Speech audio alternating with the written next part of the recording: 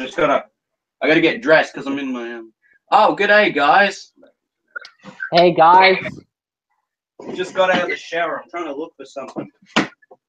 Yeah, well, don't worry. We're not going to see his baby boys. But anyway, hello. Today, Gency here. Today we've done some pretty cool. I've done some pretty cool stuff today. I mean, I've just been at my admin job mainly today, but I did print off a sign. There's some funny in jokes and stuff, making fun of Foxtel.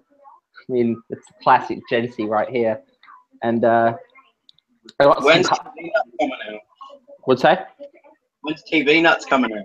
Can't wait. So soon. I'm just. The thing is, my friend Skittles. We both of us have got jobs, and the thing about it is, we got to organize the time to catch up. And the thing about it is, him and I are both enjoying our jobs. We want to do YouTube, but the thing is, we have to try and make time because the job takes up a lot of our time. And all right. I'll be back in a sec. You can talk whatever you want while I'm gone. Yeah. Anyway, we basically we have to write the script, and the thing about it is we've been teaching ourselves I've been teaching myself how to write.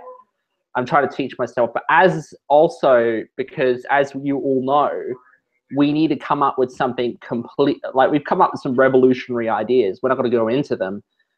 Because that would be spoilers, and the whole point of these two shows is not only to have fun while doing it, but also to kind of try new things that no one's ever done in reviewing, because everyone at the moment is so fixated on calling out everyone that other genres are getting left in the dust, and there's no new people to join in order to continue animation, continue reviewing, continue any of these genres, because it's important that these genres continue, because with reviewing, there's so much more material out there that people haven't even covered that's equally horrifically bad, that definitely needs to be spotlighted, because for a long time with reviewing, it's all been Americanized in terms of what they talk about.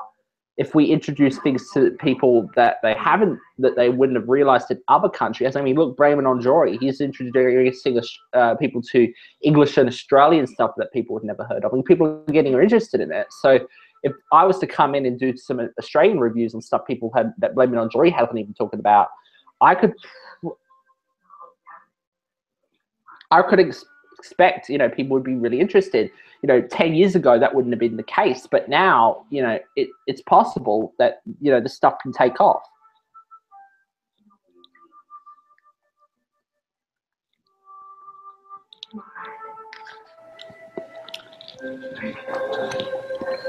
Anyway, also I've been looking at some pretty cool footage recently. At the moment, what we're transferring is, here's the title, Planes in the Heart, and also The Absent-Minded Professor was at the beginning. By the way, this is off Channel 10 in 1994 with the commercials. But we got I was looking for some footage last night of a documentary about Richard Bradshaw, puppeteer. And there was some footage including, where he talked about his career in puppetry. This was an ABC documentary in 2002. And he talked about his time as artistic director at the Marionette Theatre of Australia, which was the big puppetry company. He took it over from Peter Scriven, and Peter Scriven had done with that company the Tin Tookies, Bindi, little fella Bindi, and also the Magic Pudding. And Richard Bradshaw took it over. He did some redone versions of those shows, as well as his own original productions that hadn't been done before with the company. And he employed puppeteers, as we all know, that he trained. And of course, this would become the next generation of puppeteers that would go on to bigger things. And these were people like Ross Browning, Alan Highfield, Jeanette Dangladesh, or Jeanette Aspett. I think she was done at the time because she was married at the time. They were getting, they were being trained under Richard Bradshaw, and of course, this new puppetry would transform from theatre to television, and would create shows like go on to do New Adventures of Blinky Bill and Maestro's Company, Alexander Money Will Belong, and of course that would inspire the people in the 90s to step in and make stuff like Lift Off, The Ferals, you know, those sorts of shows. But with what I found a scene was, I talked to Ross about this because I'm friends with, you know, Ross, the guy who played Blinky Bill, the puppeteer of Blinky Bill, and he told me I found this bit where there's they were doing a third version of the Magic Pudding adaptation of the Norman Lindsay book, and there was this version was not done with marionettes, but rod and hand puppets. And with this new version, it gave a lot more flexibility to the puppeteers to. There's a lot of chase sequences if you've read the books, so you know it gives it more flexibility that they didn't have before. And with these, and they showed some behind-the-scenes footage that was taken that Ross told me from a thing I want to find now. It's called "The Making of the Magic Pudding." It's and it shows how the production and how they made it.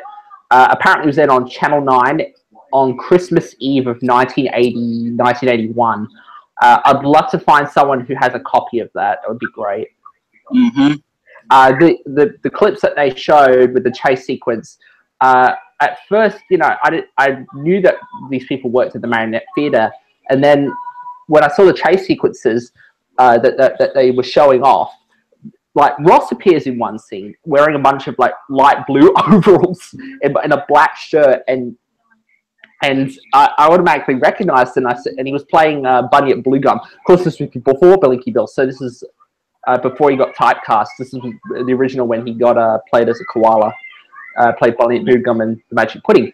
And Alan Highfield was also in that, as well as Barnacle Bill. Bill Barnacle. So that was very interesting, and it's pretty interesting that he did that. He told us some more stuff about it, like he first did it at the Sydney Opera House, huge audience. That was great. Then they went on to doing it in Victoria, in Adelaide at the Adelaide Festival, and also I think a performance at Norman Lindsay's old house in the garden or something. And they did another one in Brisbane in '82 during the Commonwealth Games, and I think they had a huge audience for that because there was a lot of Sup, Josh? There was a lot of people from interstate and overseas there for the Commonwealth Games, so they saw it. So yeah, and of course this was very influential because Richard Smith, who produced and directed Blinky Bill, and you know he had done Alexander Bunyip's Billabong at that time, saw the documentary, and there was a lot of sequences that were filmed in the bush, and that's where he got the inspiration to do the New Adventures of Blinky Bill. The puppet series, of course. You know, one thing I want to talk about. Have you heard about this new thing where SJWs want to try and get rid of Australia Day? Yeah. What do you think of that? From what you've heard, it's a bit hypocritical because they have a day in New Zealand that has the exact same controversies as Australia Day is having now. Wow. That's funny. Every fucking country has their own equivalent of Australia Day. July 4th of July. No, 4th of July is different, but every other day. This is so hypocritical. What's next? We shouldn't celebrate Anzac Day because it celebrates of like 6 million, I don't know, millions of soldiers. Mm-hmm. Or we shouldn't celebrate Diversity Day. You know, like the apology. Remember? Yeah. Like, I think what's going to happen if Australia Day gets cancelled and we change it to, like, you know what they want to do, right? They want to make it a memorial to Aboriginals on that day, instead of actual celebrations. Like, they should be like sort of lucky that like Australia that we care for them, because if we didn't, we would have killed all of them by now. Yeah, but you know the thing about it is, how many times do you say sorry before the victim starts becoming the abuser? That's what I want to know, because ever since races since Martin Luther King Jr. and equal rights have come in, actually a signal handway. There's a bit of some KKK shit right there on the TV. You know, I want to talk about something right regarding this. The thing is, like, Have you heard of that fucking riot in Ohio or whatever? Like, yeah, where they took that Confederate statue down. Lights, yeah. And they knocked it down. They were like, oh man, you're a racist. You have a statue that promotes black people being slaves. That's not what the Confederate flag means, douchebag. Nah, but you get those fucking dick riders, like those Black Lives Matter dick riders in the comments going, oh, you don't know what the statue means. The fucking statue represents racism. The guy there shooting the KKK members. Oh, that's great. He should come back from the dead and shoot every single one of the Black Lives Matter people. Hey, Gency, I have a question. Do you want to join my free gift card giveaway? No, but I wanted to go more deeper into this because you know how IDub says either all of it's okay or nothing's okay. This brings another thing to question. You know, ever since sexism became and racism, became the big no-nos and all that sort of stuff. Political incorrectness. This is what I find dumb with the SJWs. If you want to fight something, go to fucking Iraq. Because in Iraq, man, all the guys in Iraq treat women. Most of the guys in Iraq treat women like shit. No, they get fucked. They don't have sex. You go to Iraq, man. Like, fight for women's rights in Iraq, man. They get treated like absolute fucking shit. But of course, no one wants to go to Iraq because they'll get killed. Because they're afraid. Yeah, well, they're just like sitting behind the computer fucking using the keyboard like a freaking synthesizer to fucking spew out bullshit. But I want to just go into more deeper into this whole philosophy. Like, political incorrectness is frowned upon and political correctness is the norm, and we never seem to learn it from our mistakes. Like, we have all these old films and World War II cartoons and they all get banned. And we could be learning about so much about where we went wrong in the past. But what we do, we cover them up and then rinse and repeat and keep making the same mistakes. Because what the thing is, ever since the race riots and eventually people getting rights and everything, what happened was that years and years of us, not us, but generations before, slavery and all that, the younger generation who had nothing to do with these racist, bigoted people, we had to constantly say sorry. And, the 70s passed, the 80s passed, the 90s, the 2000s, and every generation we have had to keep saying sorry, even though we've done everything that to improve people's lives and everything seems to be up to date and normal, but we just keep saying sorry. We never seem to say, and we, a lot of these people that, it's decaying over the generations. What happened was eventually started out all positive political correctness, and it was, very positive, and that things were going to get better.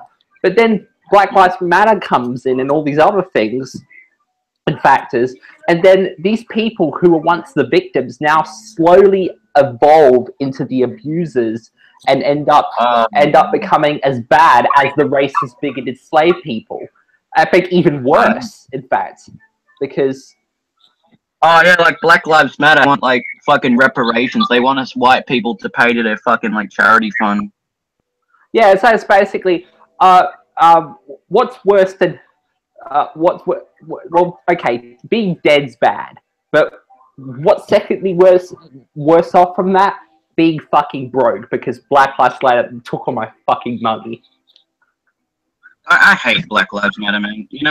The thing is, I know I'm gonna get called a racist. I don't hate the people who run it. I think the people who run it, their original intention was to be like, you know what, we want to stop, like, cops, because it all started really when the cops killed that black kid or whatever in America, that Michael Brown. Black Lives Matter. Yeah, that's why it started. But, the problem is, like, you may have good intentions, but it ends up, it ends up becoming bad intentions. Yeah, really. Exactly. Like, we've already had reconciliation. There's still a lot more things we have to do for Aboriginal communities. But the problem is about that. If you constantly just have to keep saying sorry, you know, it's gonna start hurting the community. And the problem about it is, the thing is, because we have so much fucking complainers online too, it's gonna ruin everything, man. Like, literally, give it 10 more years, you're not gonna be able to, like, celebrate anything, really. Yeah, like, it's gonna become like that. Okay, can I just tell you something funny? You know, oh shit, what I was gonna say? Something funny about what's next though is like the Confederate flag. What they're gonna do next is like, okay, I want to put a ban on all Johnny Horton songs because they promote slavery. Oh, jeez. Don't give them the idea, Sam. You just gave them the idea. Now they're gonna be like, oh my god, this boy said to ban Johnny Horton songs, let's do it. No, take it out of context. I'm just saying as an example. Don't take anything out of context, man. Like, you know, I did a review of Trainwreck a while ago, that Amy Schumer movie. Yeah. I got literally copyrighted by Amy Schumer's company, all because I gave her criticism about the movie and the fact she stole jokes in the movie. I literally got copyrighted. So I messaged her on Twitter, and we got into a Skype, not Skype call, no. I messaged her on Twitter, her company, and they said, we're sorry, we thought you were saying negative stuff about it. Then when they watched the video, they finally realized I was giving her criticism about how she shouldn't steal jokes. So that's the problem. They took my words out of context and treated it like I was, like, fat-shaming her, I was making fun of her. Yeah. Just saw a thumbnail of a white guy holding an All Lives Matter sign, while a black guy is about to bitch smack it. Well, black guy. Oh, sorry. The problem is, I don't want to talk about race, man. It kind of, like, pisses me off. I want to do a separate video on that, so I'll get more. But I'm just saying the point is, with a lot of these stuff that we seem to be doing with our society, we just don't seem to learn that political correctness and political incorrectness are just equally as bad as each other. It's like people who say, capitalism. Both sides are bad. Like, the Democrats are bad, and the Liberals are bad in any way. They're both bad, like, both sides. Like, Liberals and Labour are both bad. But it's multiple things, multiple things. Capitalism, communism, both of those things are bad. We haven't come with a middle ground or anything. You know who I think? And then you got stuff like freaking, like the media, they're bad people. BuzzFeed? No, the media, the mainstream media. I'm hoping one day that when Rupert Murdoch dies, his whole fucking empire crumples to the ground. The thing is with this, right? I want to say one more thing. I think John Tron explained it perfectly when he was on the when he was fighting with that guy. He explained it perfectly. He said, even though Nazis follow my Twitter, it's like saying that all comrades, communists or whatever, follow yous, like SJWs. He said that, and the guy triggered and then tried to say, "I think you Nazis follow your Twitter." That there's no difference because communism is like different. I don't know. He was trying to make excuses. It's fucking funny though because JonTron like almost wrecks him. I was waiting for the moment of JonTron just saying, "Look, man, I don't want to do this shit anymore. F you. I'm ending the stream. Fuck you. I'm ending the stream." Yeah, because he could have had all the fucking power in his fucking keyboard to stop it from going. But the problem is, people who subscribed to him were like, a lot of them were like white beta males, and they all unsubbed because of the fact he was speaking his mind. On the whole, like, I wish there was a way you could actually, like, I would have loved for him to find a way, like, during the stream to, like, mute his microphone on the other side so that he could just talk and then have him blabbering on in the background where he couldn't speak a single fucking word. But the problem is, JonTron wouldn't have been able to be heard, and then the guy would have been able to win. Yeah, but he could have just he could have found a way to like mute his microphone. The guy's mic if he wanted to. He could have just muted the guy's mic and spoke about what he wanted, sort of thing. Yeah. Because JonTron, the internet, and I think he makes the best content. Like, yeah, I believe he does too. And this whole thing where he was getting attacked and everything, it affected his channel. I mean, he made 3 videos. He didn't think they were great. He released that Cool as Ice thing, and now he's going to be doing less JonTrons and more experimental other stuff, which is fine and all that. But the thing is with him, I don't want to like a type channel. You know, the ones that make all those. The outcome from all those freaking white beta males affected his channel, and now we won't get to see as many Jontrons as we were before. But it depends on the content he's going to make. I think he's getting sick of it in general too. Because how long has he been doing it for? Like what, 5, 6 years? Well, he did his first one in 2007, and he made it. He's probably looking at this perspective. It's like, oh wait, these people who make all these fucking BuzzFeed videos are getting views, and I'm just sitting here going, am I going to get the next paycheck or something like that? He probably become family friendly depending on it. No, but with Jontron, you know, with his audience, well, what happens is, you know, with his new content, I hope that doesn't translate to I'm going to do call-out videos, because then that would... And like Jontron could be doing fucking poetry videos again. No, who knows? I know. I'm just stating the fact that if he jumps on the bandwagon of calling people out, that's going to spell the end of reviewing, because Jontron was pretty much the biggest reviewer. There was he got 1 million views for his videos, and if he just put that up, the whole reviewing industry is going to just plummet straight to the ground. Yes, but what about people like I Hate Everything though, or like I Hate Everything, you know, is good and all that, but you need more than just one person to keep the genre going. Even though Your Movie Suck isn't a big guy, he still makes reviews. He gets like 1 million views on most of his reviews. Yeah, but like his most reviews, like Cool Cat Saves the Kids. There needs to be more than just 3 people. There need to be just 2 people doing reviewing that come up in the last few years. The problem is, I think Jontron's not going to go to call-outs because he knows with iDubbbz that it could like cause death to his channel. Look at iDubbbz. He used to do fucking Slenderman Gangnam Style, and then all those people that used to watch that ended up unsubbing from him when he started making like the content cops, the bad unboxing, you know, stuff like that. But I think what I'm worried about with Jontron, if he does like BuzzFeed videos, that would be that. I don't care about like call-outs if he does a few call-outs here and there, like if he calls out SJW sort of thing once. If he does, I think he's mainly going to focus on things he wants to do, and I don't think it's call-outs. I think it's a variety of things he probably wants to do with his, you know, up and coming content. But I don't care. He can do whatever he wants. He's a cool guy. I want to show you this I got from work today. This is a folder to keep all my instruction manuals, all my brochures, and my labels for my VCR and audio equipments. And can you see what type of folder this is when I turn it to the side? Yeah, it's like Iowa. Oh, Iowa. Nice. Yeah, the Australian Wireless Association. They make an electronics company that used to make VCRs for VCRs during the 80s and 90s, and they used to make tapes as well. This is the back of it. I love this. When I saw this at work when I was shredding some stuff today, I said to my boss, "Oh, can I get it?" I'm like, "Sure." Keep it. I'm like, "Sure." And then that because I thought it'd be perfect to store all my old instruction manuals and stuff like that. And, you know what? Can I give a shout out quickly? Yeah. You know, if you want to go check someone out, please, if you want to, check out my mate. If you want to, if you like the content he makes, that's fine. If you want to go check out my mate, Josh Tron. Yeah. Anyway, I was going to say, you know Flemish Dog? He got his parcel today. Oh, cool. So. What was it? I sent him 4 DVDs and 1 VHS tape in the mail. I feel bad for Flemish Dog when he got his package destroyed. Oh yeah, the freaking telecom thing. I feel bad for him. Yeah.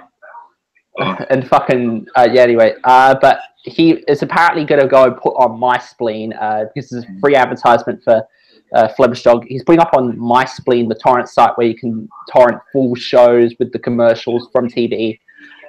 He's uploading their Dragon Ball Z episodes from Toonami on Cartoon Network in 2003. I know a lot of people in the comments will be like, "Holy shit, fucking Cartoon Network!" You know? Oh my god, bruh! Yeah, and so those are going up on his MySpace. He's giving credit to me for those. And there's going to be old commercials for like Codename Kids Next Door, Adult Swim, you know, all this really cool stuff from in the past. Johnny Bravo. You know, and the beautiful, yeah. I'm just looking at my mate's Once channel. I get a Sony adaptive picture control VCR, I'll be able to send them Nickelodeon stuff through them as well, which will be really good to upload, which is like SpongeBob and Ren and Stimpy with commercials from 2001. But this guy, with this adult, you know, I'm hoping one day these videos end up on a Rebel Taxi video. Oh, that'd be great. I'd love. You know, I want to speak about like, I'm sorry. You know what I hate is the people that You stick can like. I'm just gonna put some stuff in the bin. There's one thing I want to mention. I hate that like re-upload other people's like content.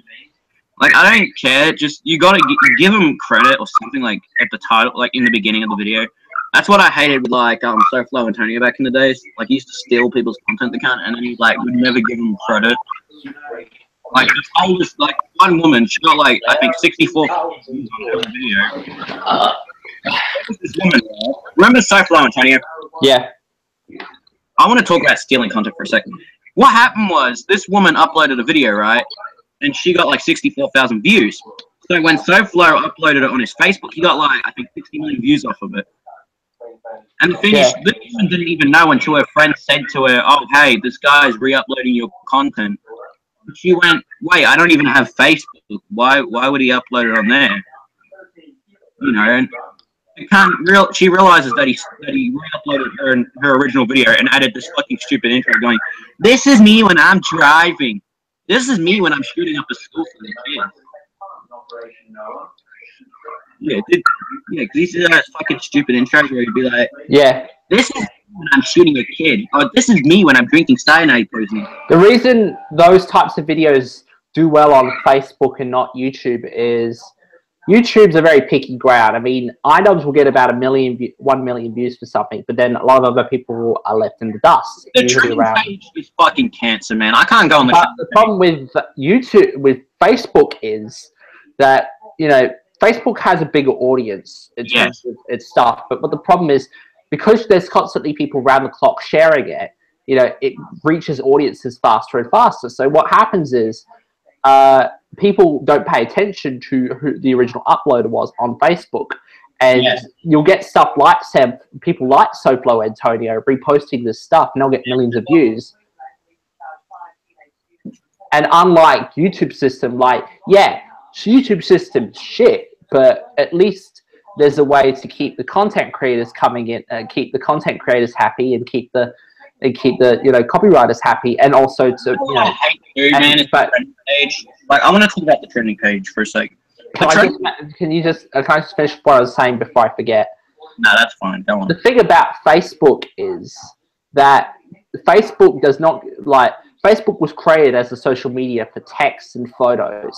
It was not created for YouTube, for videos. So when it was created for videos, it evolved, like, there's no system, unlike YouTube, where you can put a claim in and take down someone's video. On Facebook, that's not possible. And also the fact that Facebook doesn't want to fix this piracy problem in the slightest, because, like, for example, right, the other day I was on Facebook and some guy re-uploaded the iDubbbz squirrel video. Yeah. Give iDubbbz any credit. Yes, like, re-uploaded the fucking iDubbbz squirrel video. But iDubbbz, what the funny thing is, iDubbbz ended up taking down his video and ended up like confronting him apparently on Twitter about it. And the guy shit himself and took down the video. Yeah. But what I was going to say was, we've got some other stuff as well to talk about. Reese, you know, Flemish Dog, he, you know, he's going to be putting up, he's going to be scanning, he scanned through the tape today, but he's going to transfer it tomorrow. It's got some CBS stuff from 1990, some old commercials from America. That one. I found that for him in my admin job, and apparently how it came to be was it was like a episode of 48 Hours about the USS Candy, and they sent it to the they sent it to them as an American tape, but the only problem is it was an NTSC, so. And there wasn't that many NTSC playbackable machines at that time, so they made a PAL version for to play back on the Australian system. And, you know, they held on to the PAL version for years, and now they don't need it anymore. So they said to me, oh, you want it? Yeah, sure. And I said to them, I got a mate of mine in Brisbane that wants to, you know, use these. So I gave that to him, and he's doing two things with it. He's putting the full thing up on my spleen, but also he's going to put the commercials in a compilation for people to watch just the commercial. 5. He's also going to give the Kentucky Fried Chicken commercial to Colin Sanders, who uploads a lot of old KFC ads from around the world. Yep. Kentucky and a beans, chicken and Kentucky, chicken and a beans. But as I was saying, the YouTube trending page is fucking terrible, man. Like, go on the trending page. Oh, all you see is these fucking retarded Sidemen diss track videos. Like the one where the guy said he liked to fuck KSI's mum or something like that. Like, it's fucking stupid drama, man. And the problem is fucking dumbass kids, like kids who are being manipulated by these cunts are believing it.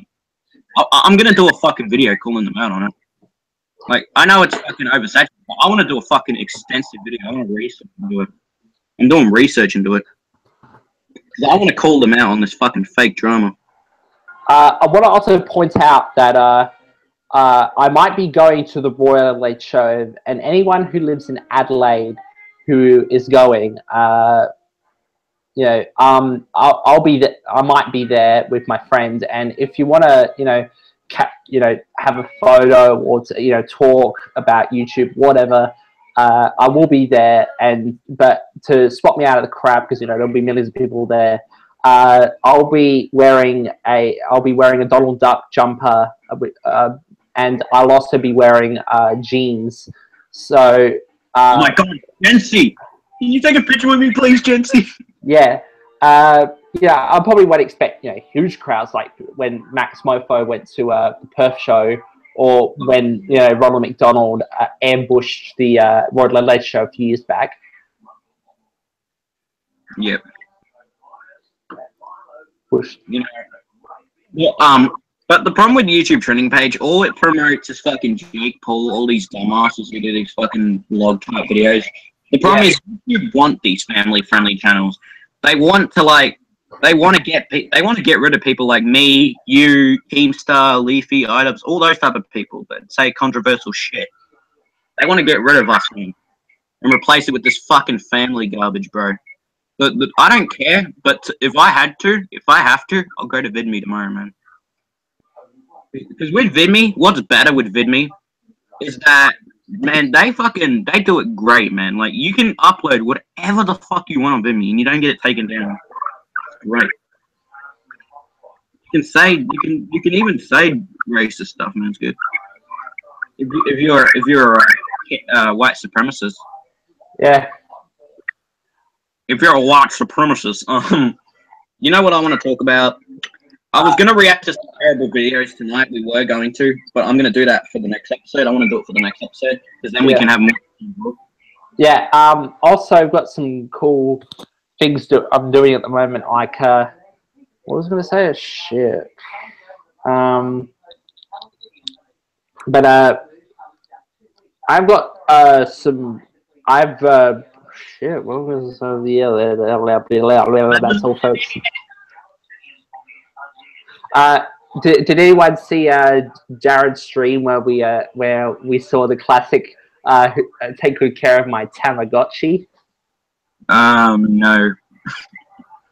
I'm guessing no, because it was uploaded on the other channel, which only has about 23 subs. Guys, please get me the 50 subs. Please give me the 50 subs, and I will sell you some rat poison.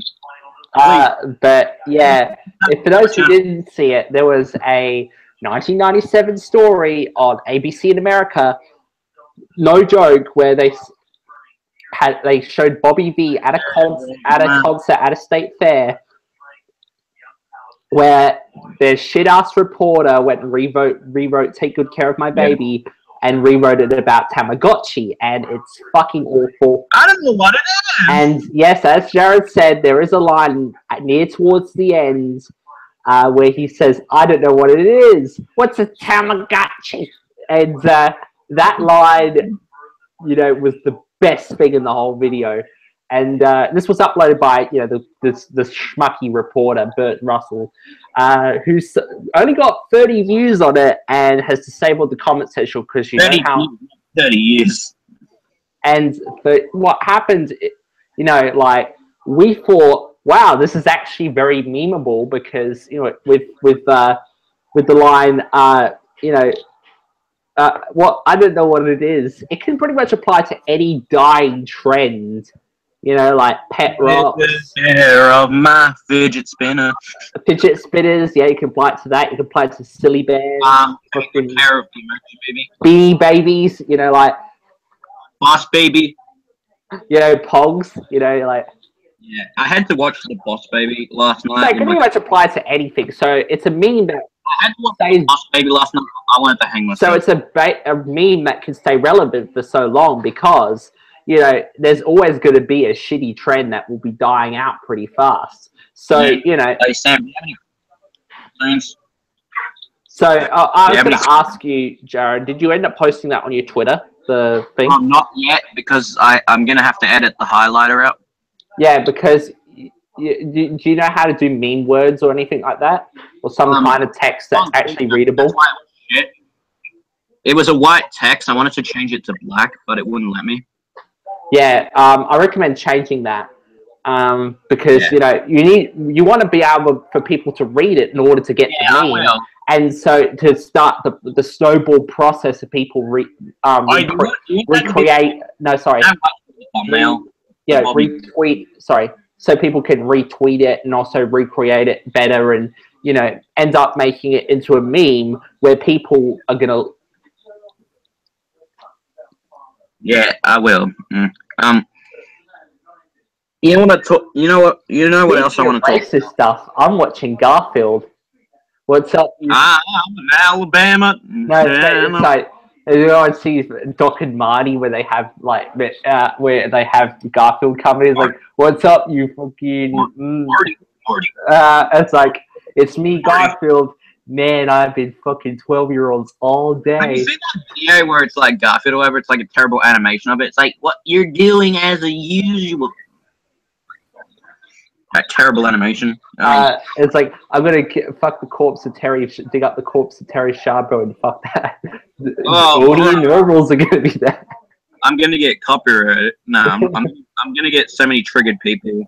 Because my opinion, like I got this one fan who's in a wheelchair, so yeah, it's like who was funny? Garfield. Yeah, he was funny, but not in 2004 and 2006. Bill Murray, why did you accept that role? What about Gazorpasort Field? I don't give a fuck. I'm Gazorpasort fuck Field. No, give me my fucking enchiladas. Give me my money. Oh jeez, I'm looking up my man, I'm going to the YouTube trending page, and the most trending video is oh, have you seen It's Every Day, bro, man? That's gotten over like 100 million views. I've lost faith in all humanity at this point. It's every day. No, I'm not gonna bother. We've already memed it in the last episode. I'm not repeating that last episode again. What is up, Jake Pollers? I faked a legal document saying that my assistant got abused by FaZe Banks and nearly ruined his career.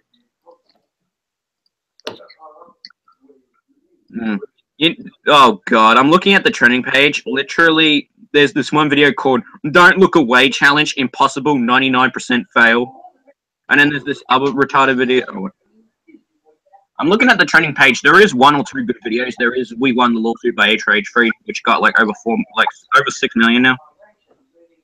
And the Coolest Ice reviews on the trending page. So at least the trending page is getting better in some aspects, but at the same time, it's still getting a bit cancerous. Like, oh my god, this is my favorite. Literally, the trending page is like, Road to Shore reacts to KSI's diss track.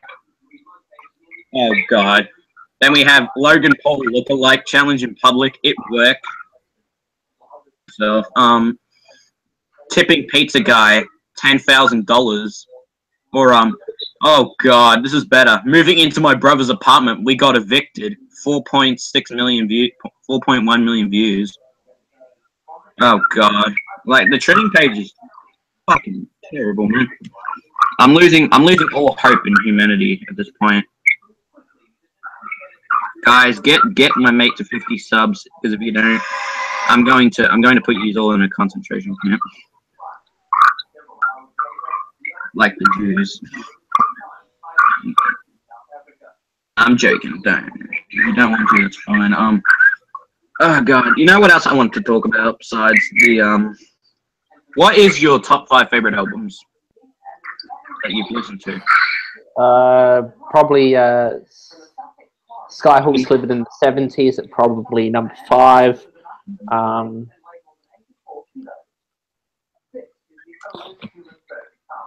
you can if you want to say one, you can say one. That's fine. Yeah, well, that's one of my favorites. I like that album. It's got a lot of good stuff on it. I also like Yeah.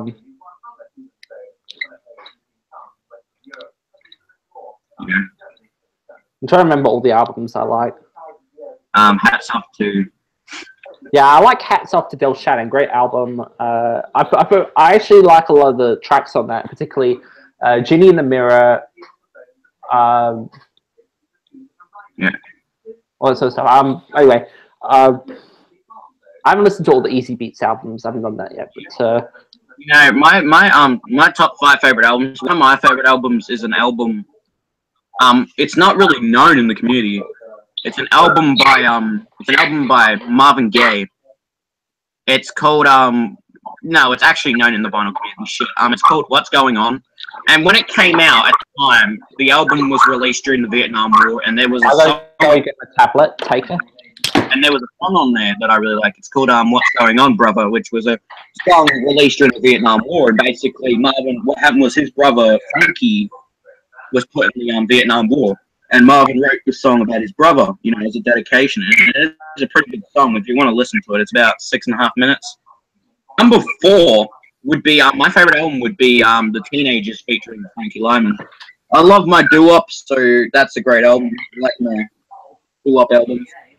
Number 3 would be Cold Chisel's debut album, which has one of my favorite songs on there, Que Sera. Yeah. Yeah. I want to try and find the Desire album by Split Enz.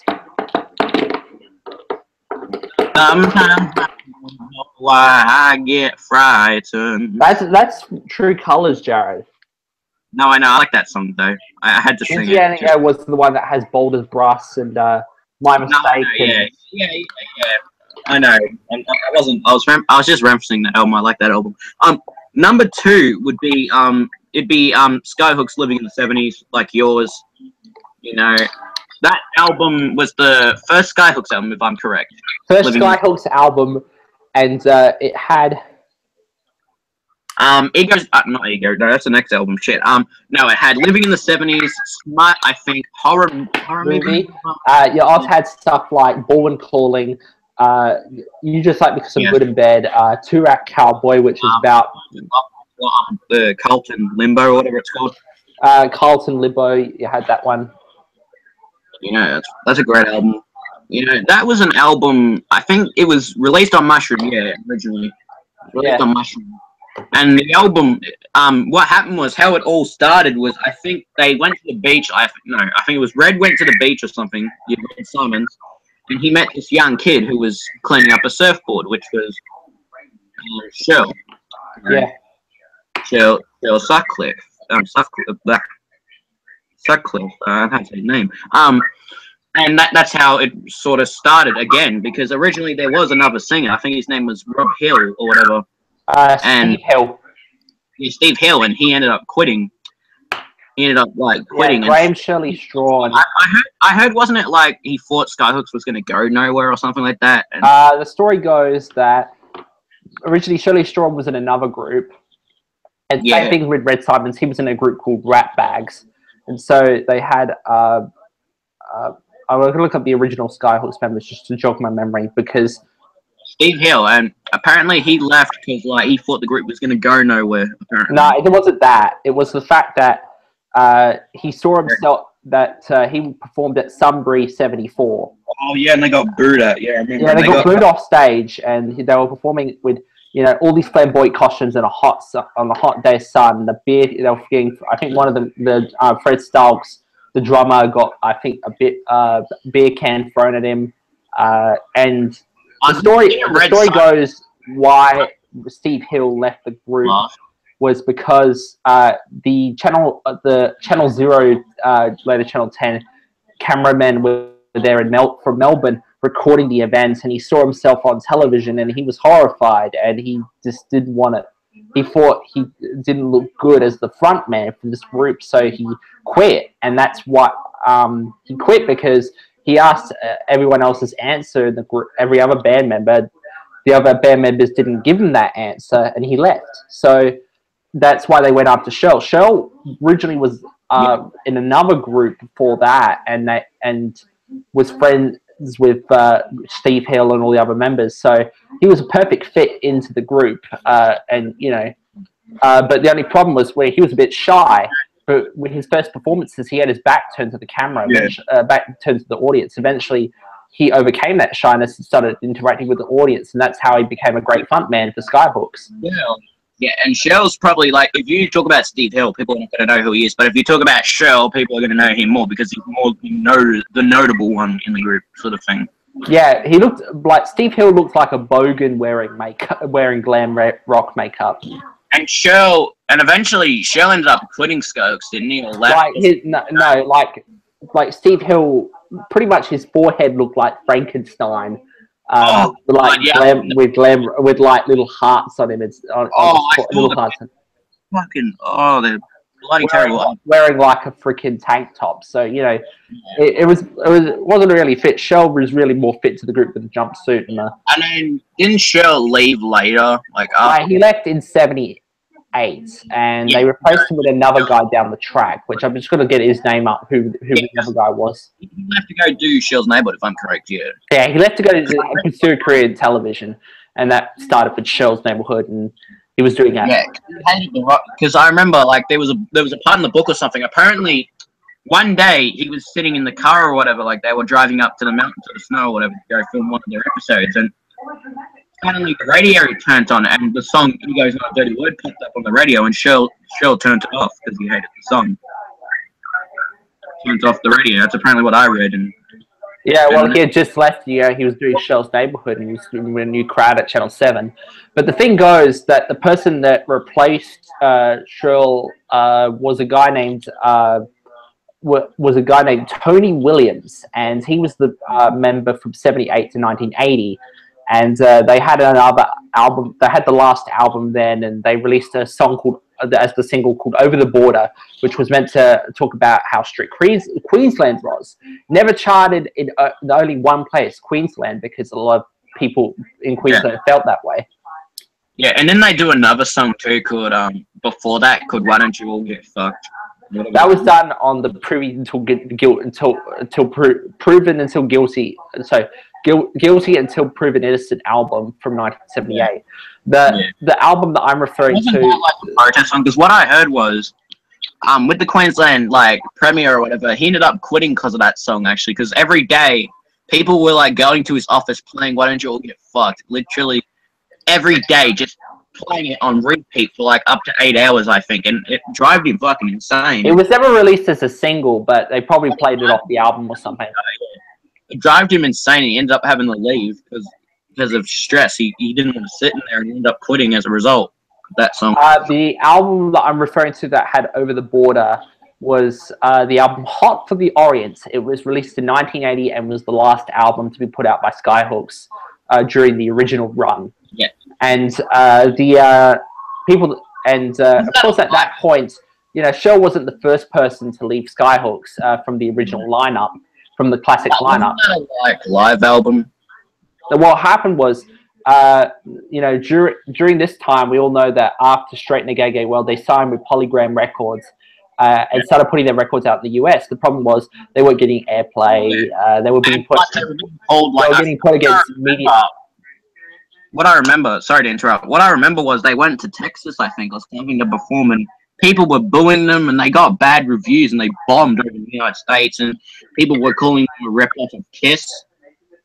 Which is and then that's bullshit. why, yeah, and that's why they came back to Australia. There was no internet back in those days, and so someone like Kiss could take all the credit, and convince people that they were the original. There was, because there was miles of sea between Australia and America. Not many people knew about the Australian music scene, and that kind of sucked because, when you started getting the Americans accepting AC/DC and In Excess and all that as their own, and then ignore all these other Australian groups coming through that were equally as good. What happened was it creates a stigma today where everyone is so obsessed about AC/DC, but no one even knows who freaking Cold Chisel is because bad management at Elektra Records, and the fact that because of this bad management, it's affected their career overseas to, translate to the next generation over in America. It's like, yeah, AC/DC is good and all that, but can you just shut the fuck up about AC/DC and listen to some Australian group? Oh, your friend Chris is in the chat. Hey, Chris, what's up, man? Yeah. The thing is, I want to talk about something with Skyhooks, man. I grew up listening to that album as a kid on cassette all the time in my uncle's car, in my uncle's pickup truck, always in the 70s, every day, man. I loved it, and that's when I decided to buy the record version when I was younger. Unfortunately, I was a dumbass and I sold off a lot of my records. So I regret that, and I wish I could have that record back. Who's Josh Stripen, your friend? Josh Strawn, yeah. Yeah, that's your friend. Also, hi, Chris. I've been pretty good lately. I've been doing a lot of cool stuff. Lego Ninjas in the cool. Lego Ninjas in the cool. Want to join my free gift card giveaway? Please don't say that, man. I fucking hate that. Every day I get my mate comes up to me. He's like, "Want to join my free gift card giveaway?" With Skyhawks, Shaw wasn't the first of the classic members to leave. I mean, you had Red Simons left during the American tour when he was... I hate Red Simons, man. Even though he's a good guitarist, I think he's a prick in real life. It also changed the outcome of their music. Like, Red Simons did all these beautiful guitar solos that were mathematically performed to a T, and no other guitarist could ever probably get to that ability. So when you brought someone like, I've got to remember his name, but when they brought Bob Spencer into the group, he was more of a hard rock. I mean, he had been in a hard rock group in Melbourne, and later on he'd be in the Angels, so in the 80s. So not ever gonna see your face. So the music drastically changed. Like when they had hired Bob Spencer into the group, that he was meant to replicate all of Red Simon's guitar spots in Skyhawks.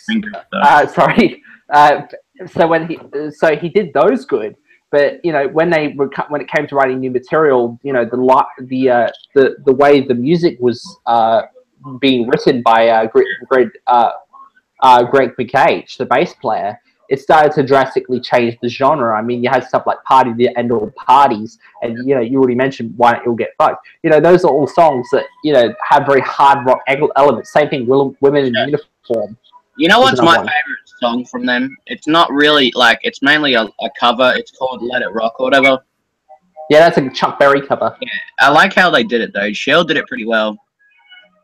Yeah, the thing about fans of Chuck Berry because how they covered it. Yeah, and Chuck Berry, they were always inspired by Chuck Berry. I mean, you look at Greg McH's songwriting about stuff like Two-Rat Cowboy, Bull and Calling, and Carlton Lingo. With all those three songs, those were written as a response to Chuck Berry's stuff like Memphis, Tennessee, Kansas City by other people. He'd never been to those places, so the fact that he said, you know what, I could write songs about places in Melbourne and people would be able to identify with those mystical places. Information, get me down to Tennessee. I mean, but, and so a lot of the Chuck Berry guitar solos rubbed off on the members of Skyhawks, and you hear stuff like Bull and Calling.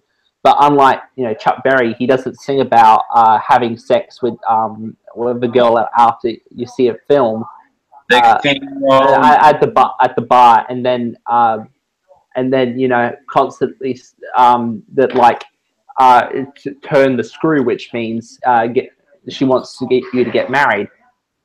Yeah. You know, besides that, I want to talk about, like, you know how you like old rock and roll music like me, right? Yeah. You know, I want to talk about deaths that kind of like, you know, shocked rock and roll music. Yeah. Because, you know, there's so many. Yeah. Yeah, give me a sec. I was going to ask, but there's been so many things. Do you think the meme after this will probably cement Bobby V's name in history? I mean, with the Bobby V when he died, you know, the meme will probably help cement his yeah, because before he was getting very little airtime on television, unlike people like David Bowie or Prince in the same year. So the fact that Bobby V, the Bobby V was only restricted to a few channels. I mean, you know, you had stories by like ABC News and Rolling Stone magazine, but those were, you know, very brief, only stayed within the fan base of people who grew up with his music. So the fact that this meme will probably, hopefully, translate over and people will start memeing Bobby V. I want to see people remixing his stuff, and I want people to impersonate Bobby V and just take old music and do like modern day music and do it to Bobby V talking about. You know what? One death that shocked me the most was Del Shannon. Yeah, Del Shannon definitely. Yeah, that shocked me. The singer of, you know, such songs as Runaway, Hats Off to Larry, Little Town Fleur, and Searchin'. You know, Keep Searching, whatever that song is. Del Shannon and Walk Away was another one. But Del Shannon, he you know, I read this article recently. It was pretty interesting, and what they said was they reckon that the success of Runaway kind of like ruined Del Shannon mentally. They reckon mentally, you know. What happened was when Runaway became successful, they reckon and the sad thing is, you know, for many years, like, Beatles came in and, you know, a lot of these British acts invaded America. A lot of artists, including Del Shannon, weren't really successful. They weren't getting barely any radio play unless you listen to Wolfman Jack. For many years, Del Shannon was doing these little shows and these little rock and roll revival sort of tours, you know, all of these artists. Gene Pitney.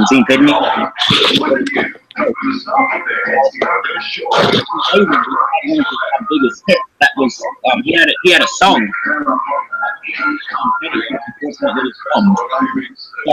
You know, which kind of sucks. The song gone.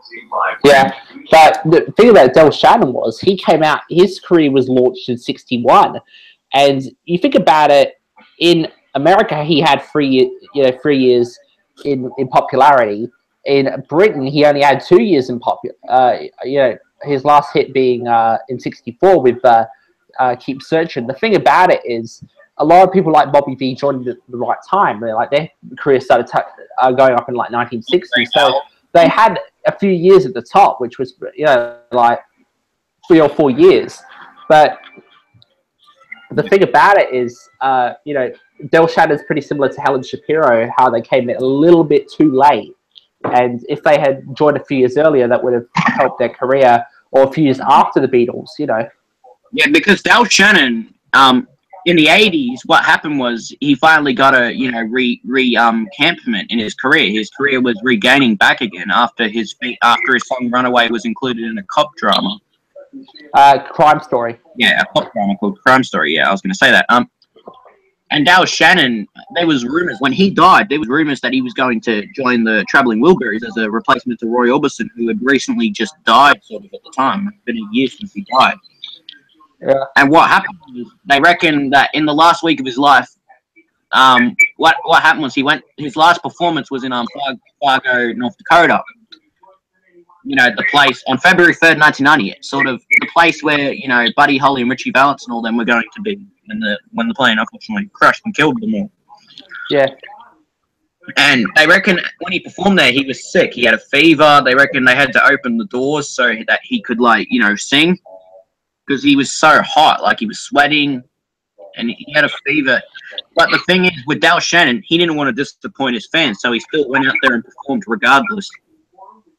He only stayed for about 40 minutes, and they reckon he left and got back on a plane to California.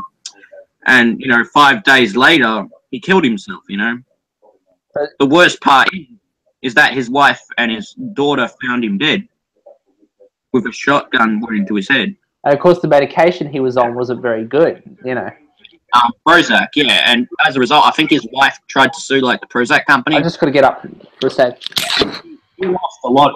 She lost, and she ended up doing a statement about the Prozac company and how a lot of people who are suicidal should be careful to take Prozac.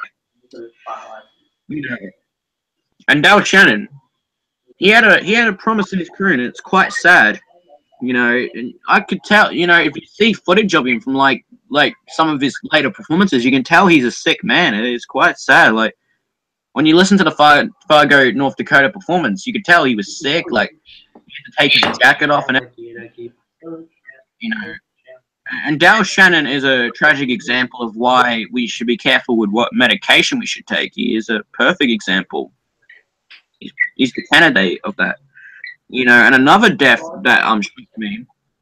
Another death that shocked me was Otis Redding, a Gency.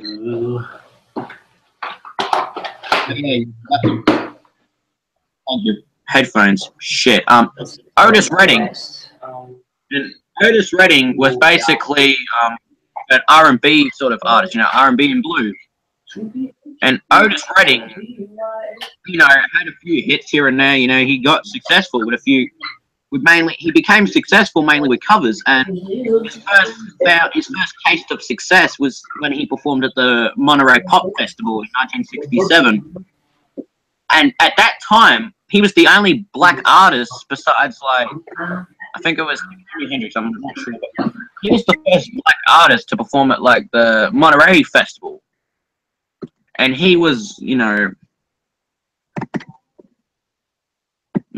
the first black artist to perform at the Monterey Festival. And, Otis Redding, it's unfortunate because, he had just sort of started off when he died, Otis Redding, when he was killed. So what happened was he went on a show, basically, performed a few songs, and then was going to go on a plane to go travel on I think it was like a 5-day tour or something like that. So as the plane was traveling between the ocean, I think it was something like that, and the plane crashed, and unfortunately, nearly all of the crew on that plane was killed. All the crew and band was killed except this one guy in the group who managed to free himself. He was still conscious at the time. Managed to unbuckle his seatbelt and get out of the plane. He had to be hospitalized because he had hypothermia. And when he was interviewed years later, he said that he still got nightmares because of that.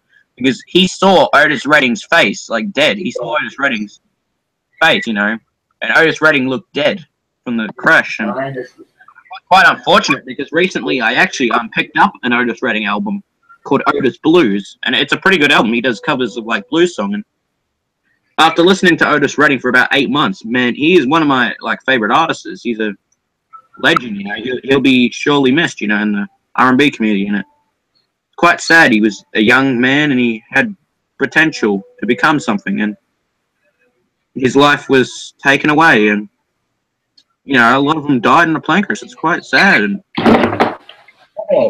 another artist I want to talk about,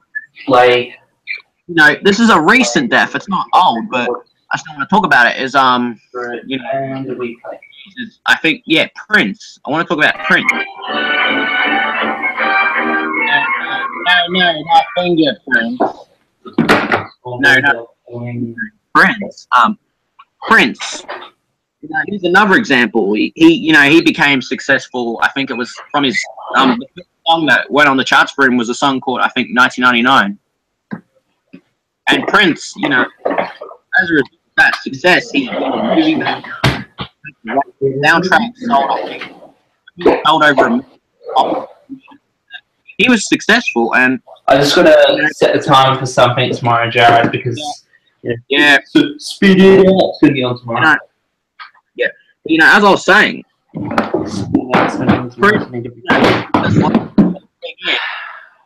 success doesn't equal happiness. Like it shows with a lot of cases, and Prince, it's quite sad because when he died, he died April last year, and it was strange how he died at first because people thought he found dead in his elevator, because he was found dead in his elevator at his home. And turns out he had died of a drug overdose. Like, even though people didn't want to believe he died of a drug overdose because, he came to Melbourne, I think, a couple months before he died. I was going to see him, actually. I was wanting to go see him, and I was trying to get the ticket. And my mum said, "Oh, don't worry, wait until he comes next time." And unfortunately, I never got to see him, and it's quite sad because I wanted to go see him. I loved his music as a kid. And Mum said, "Oh, don't worry, it costs too much to go visit him. Go see him next time when he comes to Melbourne." I got a question. Did Prince die in a car crash? No, Prince didn't die in a car crash. Unless you're talking about Prince, but it wasn't Prince because they did an autopsy report, and in its autopsy report, they found about, I think, 10 different drugs in his system. They found 10 different drugs in his system. One of them was an antidepressant. There was pills. I'm back. I just had to finish finalizing. I was talking about Prince. Yeah, I was talking about Prince. And they found 10 different drugs in his system, and I never got to see Prince in Melbourne. I wanted to go see Prince, because it cost too much money. His concerts, even though he was a good artist, his concerts cost a fortune, man. They cost about $1,000 to go see him back in the days, and I never got to go see him, and it was quite unfortunate. He's an artist, that will be greatly missed in the music community. You wanna talk about any artists in particular, Sam? Anyway, I just got to let you know what's going on with transferring. So I did some tonight, which was, as I mentioned, Acid Minor Professor and Place on the Heart, and that's full 10 late night news, which is pretty cool. So that's going to go to Old News Australia. But also I found this one I'm going to be transferring on Wednesday, more in my ongoing Bill Collins series. Yeah. And this is Shirley Temple Film Festival intros for the movies Bright Eyes and The Little Colonel. Wait, isn't Bright Eyes the one where she sings that song or whatever? What? On the Great Ship Lollipop, whatever it was called. Can't remember. Or the Homer Simpson where he eats them in the fucking King Kong outfit. Another artist I want to talk about is she's sort of old-timey, sort of 1940s type music, is Judy Garland. Yeah. And Judy Garland, how she started was she was in a vaudeville group with her two sisters, her older sisters. And one day, she auditioned for, I think she auditioned for a role or something, at MGM, and she got noticed by Louis B. Mayer, and Louis B. Mayer said to her, "You know what? Ditch the sister act. Become your own person." So she did, and one of the first movies, I think, one of the most successful movies that she starred in. This was later though. This is probably 3 years down the track, and she made a few movies here and there. And a couple of years later, she auditioned for a role as Dorothy Gale in the Wizard of Oz. Originally, the role was going to go to Shirley Temple, but because Shirley Temple didn't look, the part like a 12-year-old girl, they said, "Stuff it, we'll just get Judy Garland." And what they did, it's sort of sad because it kind of led to a downfall. That movie sort of led to a downfall, and they prescribed her diet pills, and she had to lose weight, and she had to stay the right weight for the movie, and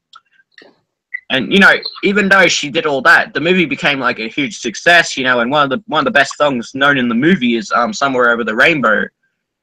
I remember watching that movie as a kid, Wizard of Oz, Especially but another reason why they couldn't get Shirley Temple was because she was with Fox. Little Princess, yeah. No, she was going to be. No, the thing was, she was with Fox, and MGM was trying to lure her away from Fox. But the thing was, Fox wouldn't let her out of a contract, and of course that's why. No, but the contract, that's why they went for Judy Garland, but. you know, the reason you got to think about why Fox wouldn't let her out of her contract for this. This was because, you know, Fox, Shirley Temple helped save Fox Studios from going under, and you know, with her films. And if they lost Shirley Temple, they lost her the opportunity. Yeah, she went on to star in The Little Princess or whatever, and it tried to be. It wasn't as successful as The Wizard of Oz. Yeah, if I'm correct. Yeah, but you know, during the Great Depression in like '33, she helped save Fox Studios from going back. Millions. But she never got really the money in royalties. She lost a lot of money from those movies too. Because she ended up suing, I think in the 70s or something, she ended up suing 20th Century Fox for like royalties or some bullshit like that. But besides that, Judy Garland, you know, that movie became a success, and for many years she starred in a lot of musicals, you know, most infamously The Pirates with Gene Kelly. Yeah. Easter Parade with Fred Astaire. And in 1949, she auditioned, she was going to be in the movie Annie, Get Your Gun, which was a musical sort of about the real life cowboy Annie, what's her name? Annie something, I don't bloody know. Oh, Annie Oakley, sorry. But unfortunately, due to her prescription drug addiction, she ended up being kicked off the set. Because she was always late, she ended up getting kicked off the set and was replaced by Betty Hutton, who was an up-and-coming vaudeville sort of actress at the time, who was an up-and-comer in the film community. And she starred in the movie, and the movie became sort of underrated in many years. And I still think that's one of the greatest musicals ever made, in my opinion. And, you know, a couple of years later, she got fired by MGM. So what happened was, for many years, she ended up touring a lot. And in 1954, she got the biggest, you know, gig of her lifetime. Another big gig was A Star Is Born, which was about a music singer who's basically an, you know, oldie sort of, you know, who's not really doing well and isn't really up with the current trends, and she tries to regain her career, and she tries to help other guy who's a musician too to regain his career, played by James Madison. I'll just put some stuff away. And the movie, if you're a fan of musicals and you want to become a singer, check that movie out. Like, that movie is an amazing movie, and that sort of influenced me. A Star Is Born. Don't watch the like Barbra Streisand version. That version is fucking terrible. Terrible. It's a terrible remake. Don't watch it. But she starred in A Star Is Born, became a success. You know, she was going to win Oscar for Best Actress. While she was, what they did was, because she was in hospital having a kid at the time, had a kid, they decided to film her from the hospital. And when they waited there, unfortunately, Grace Kelly won for a movie that's sort of not remembered, called A Country Girl. And, you know, Judy Garland, as a result, you know, lost out on one of the greatest film roles she's ever did. And if you kind of look at it, A Star Is Born with Judy Garland is more remembered than A Country Girl with Grace Kelly. You know, Judy Garland, after that, she mainly toured, and, you know, for many years. And there was even an incident, I think in Sydney or something, she collapsed on stage, wasn't it? She had to be taken into a stretcher. She had a lot of personal issues, you know, being put in a mental hospital, tried to slit her throat with a piece of glass. Judy Garland, she was a crazy person, man. But she did help Australia get on the map, because she, while she was in Hong Kong, guess who she saw perform? Chris Bell and Peter Warnoff, and guess who they were? You know, the Allen brothers, Peter Allen, and of course, she was doing a summertime program. I can't remember. I'll have to look it up. The Judy Garland show. It wasn't the Judy Garland show. It's called something else. I'll look it up. Right. Yeah, and the Allen, they became successful off of that, didn't they? And he ended up marrying Judy Garland's daughter, Peter Allen. And Judy Garland, apparently what I read was, there was a book about Judy Garland. Apparently she knew that Peter Allen was sort of different. Like, she knew that he wasn't sexually attracted to, like, Eliza. And she realized early in the marriage that he was maybe a homosexual. Yeah, the Broadway Tonight was the name of the show. It was a summertime version when the Ed Sullivan Show wasn't ever on CBS. Yeah, and she realized, like, she even told Liza Minnelli, it's like kind of ironic, she told Liza Minnelli, your husband's gonna, you know, one day he's going to show his true colors, you know, as a joke. And Liza said, "Don't be ridiculous." And a couple of years later, after she died, he showed his true colors and divorced her, and ended up having a relationship with a guy or whatever, like a gay guy. Yeah, I don't know his name. Yeah, I'll look it up. But with Peter Allen, you know, he had a hard road too. You know, eventually had to become a songwriter to get into the music industry. Eventually, his albums, and with the right management, he ended up, you know, his album being successful. Yeah, and you know, Judy Garland ended up dying of a drug overdose, and it's kind of sad. She died alone in London. Yeah. Yeah. Bloody hell! I've already talked about 8 people. Like Del Shannon, Prince, Otis Redding. But you know, with Peter Allen, yeah, he died of an AIDS related disease. Yeah, you know, another death that sort of shocked me. You know, Michael Jackson. But can we go more to about with Peter Allen? You know, like it's not like Judy discovered. No, she didn't. I'm not going to brag. She helped, you know, introduce Peter Allen to an American audience. Yeah, but you know, it's kind of debatable. I'm just saying. Originally, you know, Chris Bell, who's the guitarist from the Allen Brothers, they auditioned for Brian Henderson. And for any American viewers who don't know who Brian Henderson was, he was the guy that was reading the news over at Channel 9. He had done radio, and he was working at a place in a TV station called TCN 9 in Melbourne, which was in Willoughby. That was where the studios were, and that's where they still are today. And Brian Henderson was doing an Australian version of Bandstand. I think Bruce Grimshaw and who was general manager at the time, and Sir Frank Packer, Kerry Packer's father, commissioned to make an Australian version of Bandstand. Unlike your version, it was very different. Ours was very different. Yeah, you have to do in 20 minutes. So the reason why I'm trying to speed it up a bit is because so I can get this list through, sort of thing. So we don't have to talk about it on the next episode. Yeah. So yeah, you know, with Michael Jackson, he was discovered as a kid, wasn't he? I think by Berry Gordy, and you know, as a kid, he became successful with the Jackson 5, you know, the brothers, and they had a few hits, you know, ABC, etc. Sort of Rocky Robin. Yeah, well, his dad was a blues performer in Gladstone, Indiana, and now when you go to Gladstone, it has the place has a very small people who live there. Crime's very high up nowadays. Oh yeah. Gary, Indiana. The boys were discovered to be great singers, so that's when his father decided to manage them because he wasn't doing well as a singer. And you know, they had a few hits, and you know, Michael didn't he have his own solo career? Sort of, yeah. He had his. Well, what happened was how the Jackson 5 allegedly went from Gary, Indiana to Motown was there was something in between. They had a record deal with a recording company in Gary, Indiana, which was called Steeltown, obviously to paraphrase on the words Motown. And they released a few records on that, and they got some local airplay there. And the thing goes that, you know, Berry Gordy saw this black and white audition tape on a very early reel-to-reel videotape machine that was more of a consumer format, and that's the earliest recording of the Jackson 5 in action. I've seen them. He saw that, and he wanted to hire, get them. And so, you know, he had a string of hits after that, like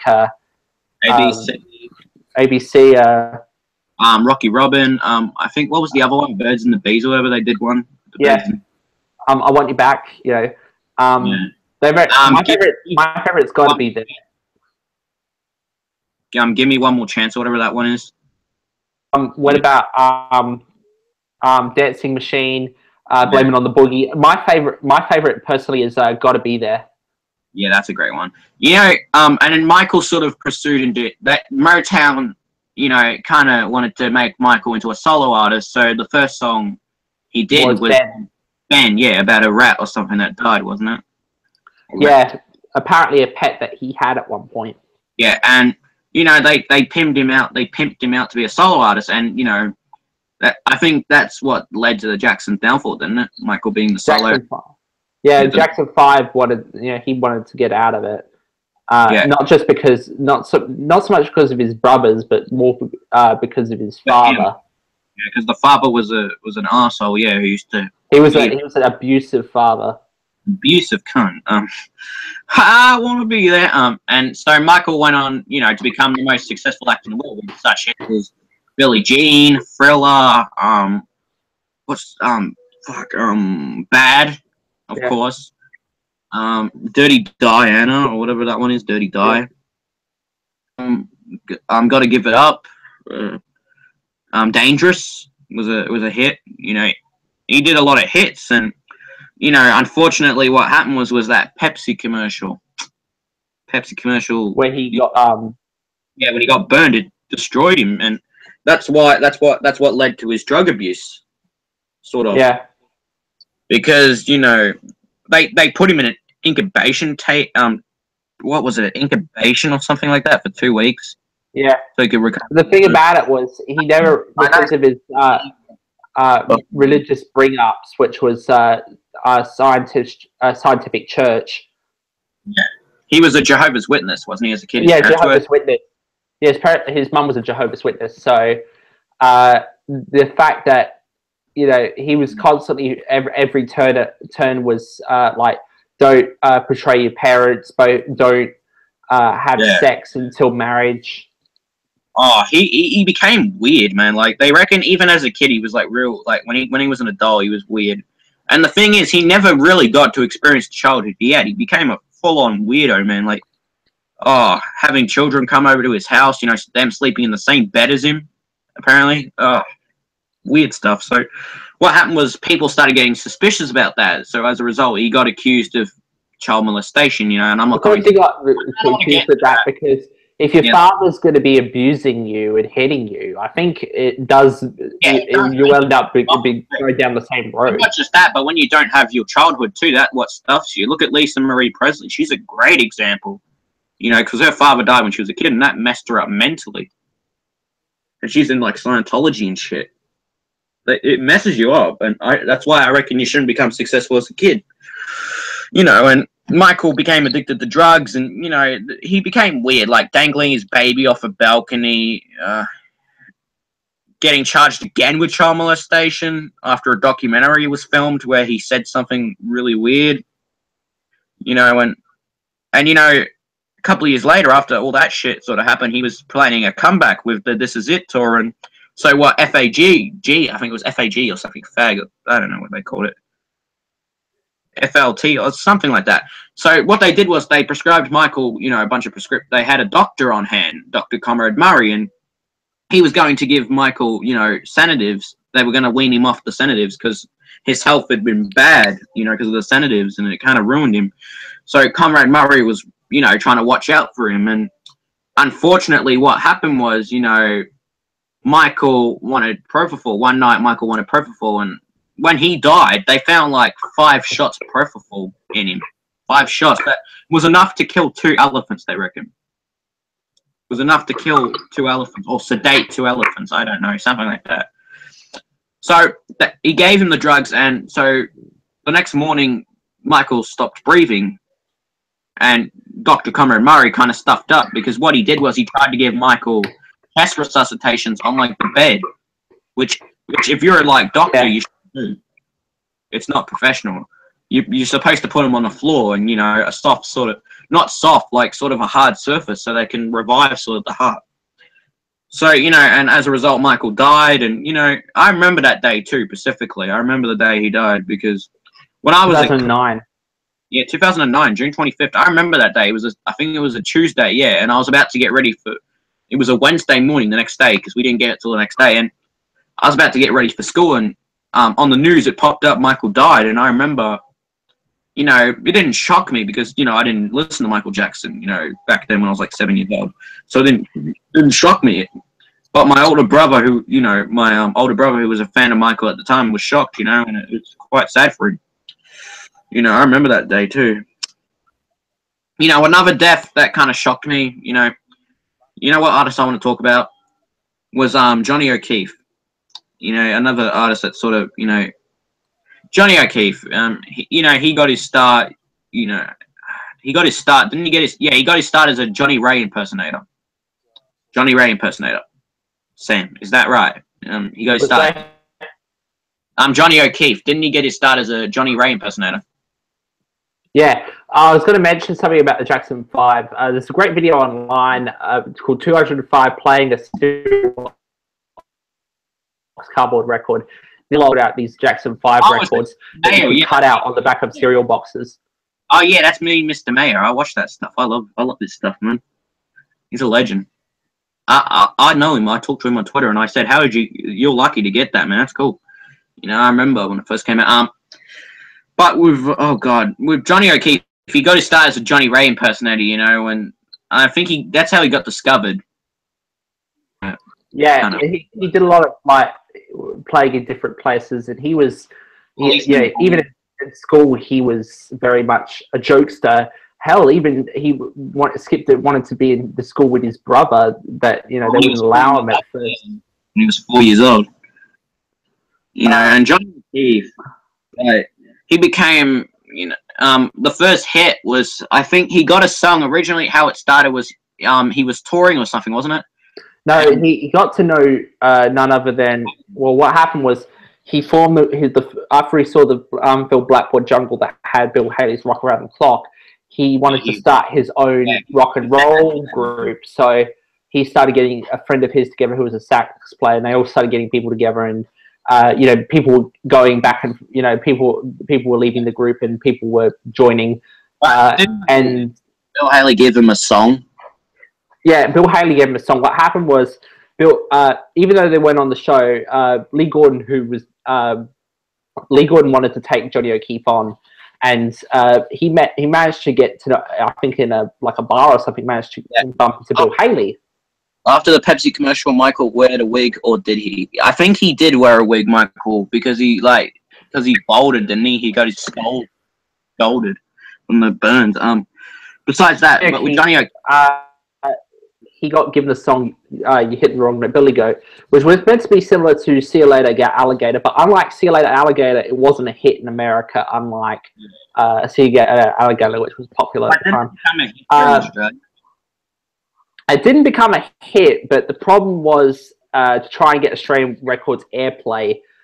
When Festival recorded the song with a composition on the back, I think that one of the DJs had written, which was called The Chicken Song That I'm Still Alive, written on the B-side.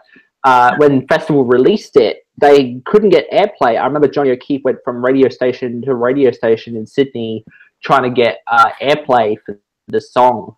And I think only a few took it on, but that was the start. Eventually, the guys went to, I think, ended up releasing more record. The second record was considered Johnny O'Keefe's worst record he ever made. And then So Tough came out, starting to get more momentum, and then he wrote the Wild One, and that was when he broke through. Yeah, and a lot of people have covered it. Jerry Lee Lewis, Iggy Pop. Jerry Allison from the Crickets, he covered it under a different pseudonym name. Version, the one that's like the fucking theme for Rage. And of course, it was in Rage as well. And with Johnny O'Keefe, the DJs, it was stood out because a lot of the different movements in America. Rock and roll came from country and blue, and the rhythm and blues. In England, it came from skiffle music. In Australia, also skiffle music also affected not only England but New Zealand as well. But in Australia, we didn't have that. Skiffle came here, but it didn't affect anyone, as many people. So only affected a small group. So ours was more coming from the jazz scene. I mean, you look at someone like Luke Ashley, the guitarist for the DJs. He was using a jazz guitar and using jazz licks in a rock and roll group because he was used to playing jazz. Yeah.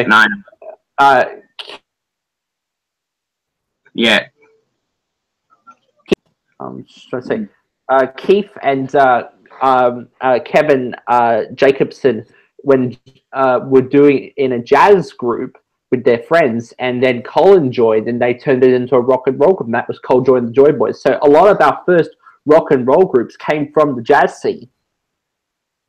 You know, with Johnny O'Keefe, you know, he became successful, you know, had a string of hits. He had a couple of his own shows, you know, Sing, Sing, Sing, I think, 6 o'clock. 6 o'clock rock, and the Johnny O'Keefe show. Yeah. And then he also had Where the Action Is, but which is way later. That was way later. What happened was, he had a string of hits. He tried to break into America, and of course, he did really well in New Orleans with She's My Baby, and Liberty released also It's Too Late.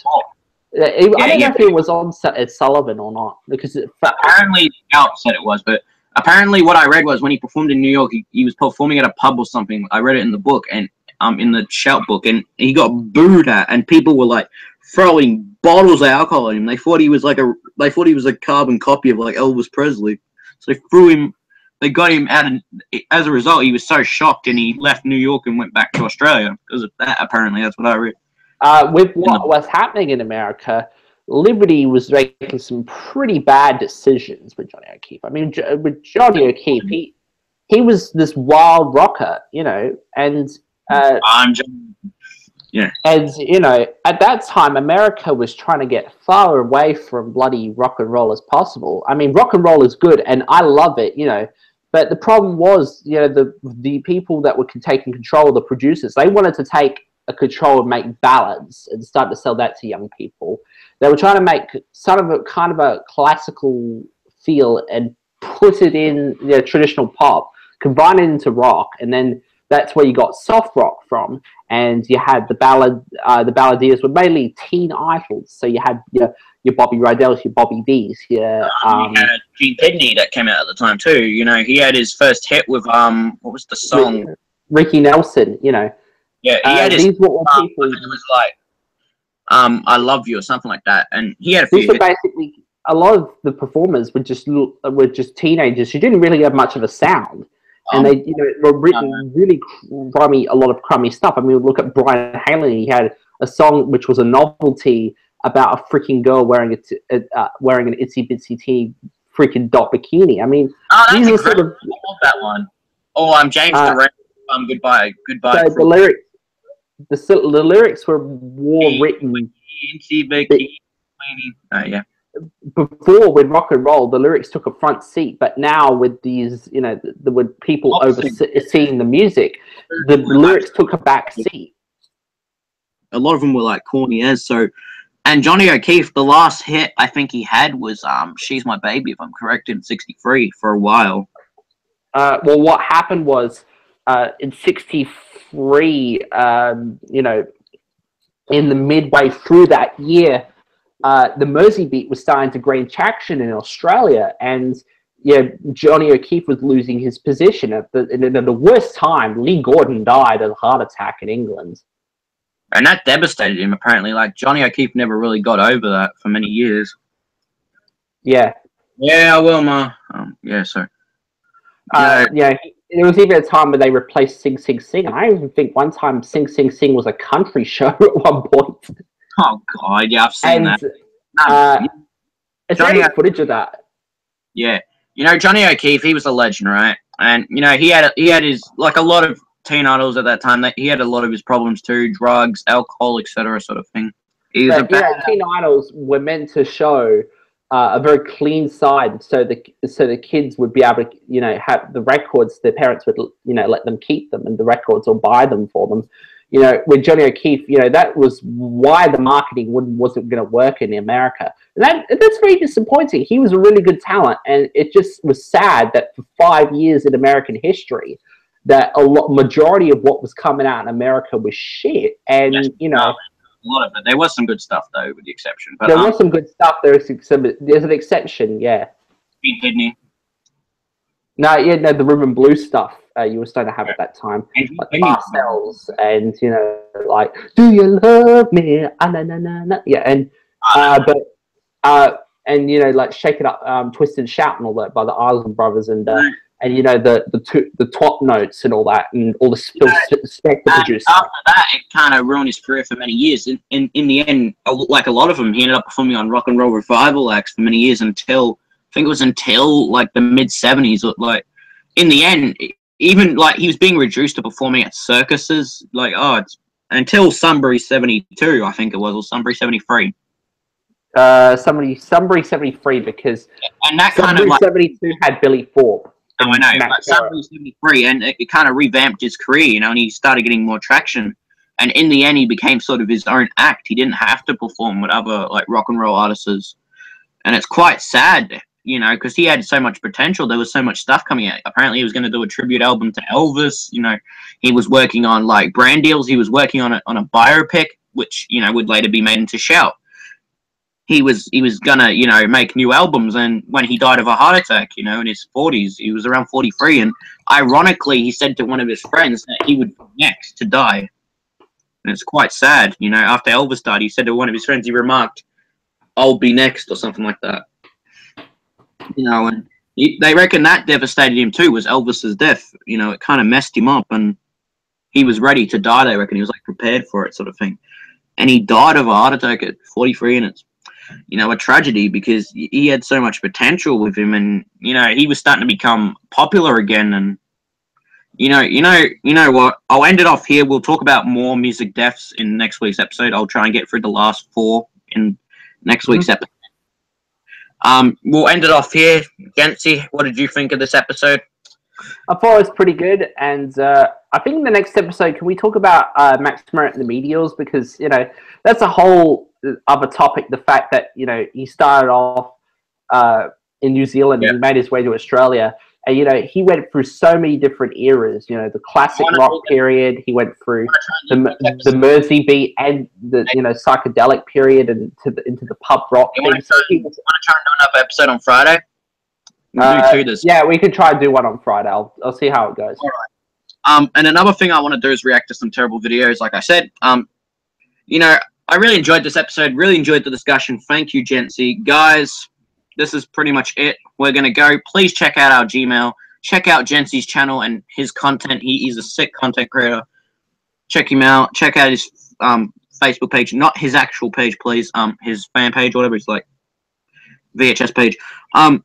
This is pretty much it. Check out my letterbox. This is pretty much it. I'm gonna go. See ya, Gency. I enjoyed talking with you in this episode.